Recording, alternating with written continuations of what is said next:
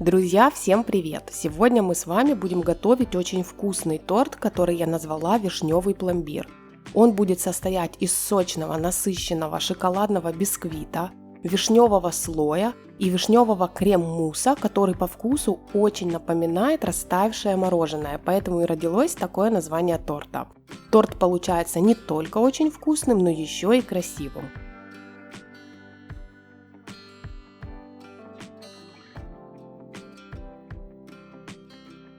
Итак, в первую очередь нам нужно приготовить бисквит, и здесь я использовала шоколадный бисквит на кипятке, который совсем недавно готовила на канале. Ссылку на подробный рецепт его приготовления вы найдете в описании под этим видео. Бисквит получается с насыщенным шоколадным вкусом, цветом и ароматом, а также он очень влажный и сочный. И когда бисквит готов и отлежался в холодильнике, перейдем к приготовлению вишневого слоя.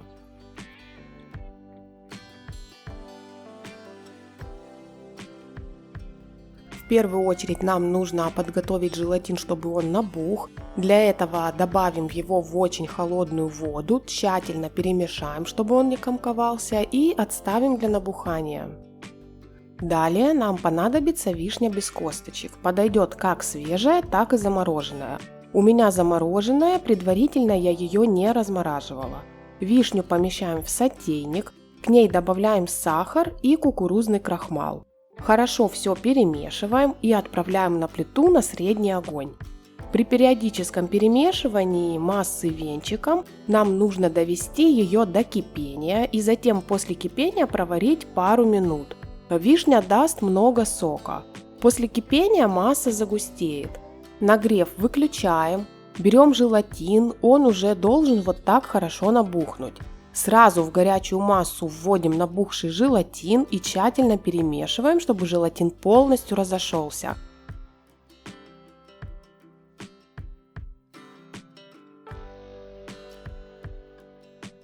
Затем перекладываем массу в отдельную посуду, и теперь ей нужно дать полностью остыть, а затем охладиться. Для охлаждения накрываем вишню пищевой пленкой в контакт с поверхностью и убираем на несколько часов в холодильник. Когда бисквит и начинка готовы, приступим к приготовлению крем-мусса, но перед этим нужно заранее подготовить форму для сборки и бисквит. Торт будет собираться в разъемном кольце, внутри него нужно будет проложить ацетатную ленту. Бисквит нужно будет разрезать на 3 равных коржа. И когда все подготовлено, будем готовить крем.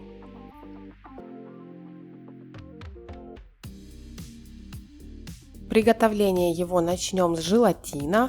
Нам его нужно замочить в холодной воде, тщательно перемешать и оставить его для набухания.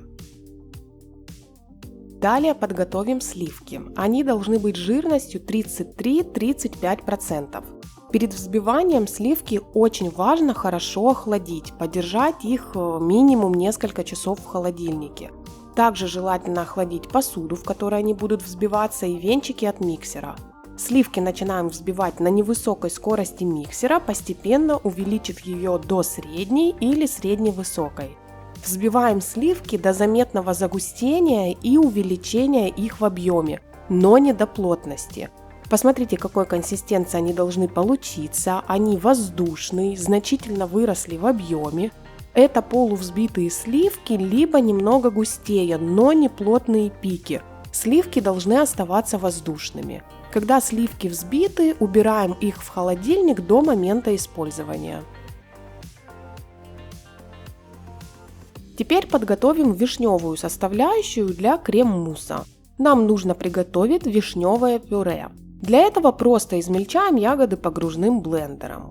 Берем также вишню без косточек, у меня в данном случае замороженная, и лишнюю жидкость необходимо слить. Если жидкости получилось много, то необходимо восстановить ее вес ягодами. Далее полученное вишневое пюре перекладываем в сотейник и отправляем на плиту. На плите доводим массу до кипения, провариваем примерно минуту-две и затем снимаем с огня и переливаем в отдельную посуду. Желатин к этому времени должен хорошо вот так набухнуть. Сразу вводим его в горячее пюре и тщательно перемешиваем, чтобы он полностью разошелся. И далее массе нужно дать остыть до комнатной температуры или примерно до 30 градусов. Чтобы охладить быстрее, можно убрать в холодильник, но тогда нужно будет периодически массу доставать и перемешивать, чтобы она охлаждалась равномерно.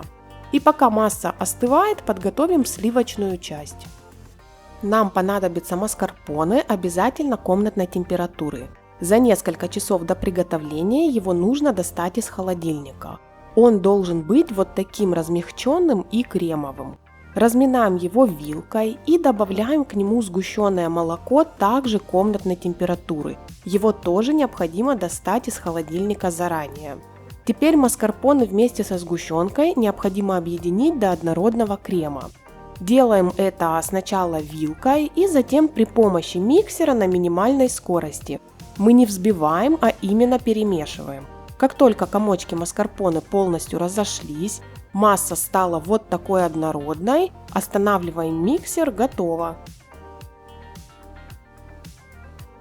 Теперь берем нашу остывшую до комнатной температуры вишневую часть с желатином и добавляем ее к сливочной части. И теперь при помощи лопатки обе массы перемешиваем до объединения.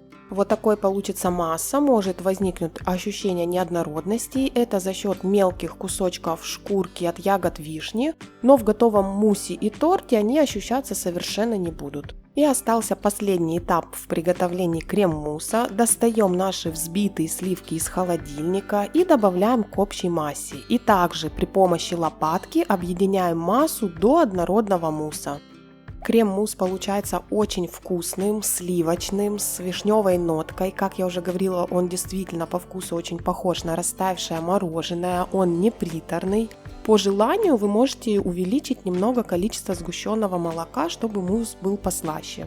От общего объема мусса я отложила примерно 130 грамм для покрытия верхнего бисквита, а остальной мусс разделила на весах пополам. Если вы торт будете выравнивать, тогда мусс разделите просто на две части. Вот так охладилась и стабилизировалась наша вишневая начинка, и у нас все готово для сборки торта. Итак, берем первый бисквит, кладем его на подложку, вокруг него оборачиваем ацетатную ленту и сверху плотно зажимаем разъемным кольцом.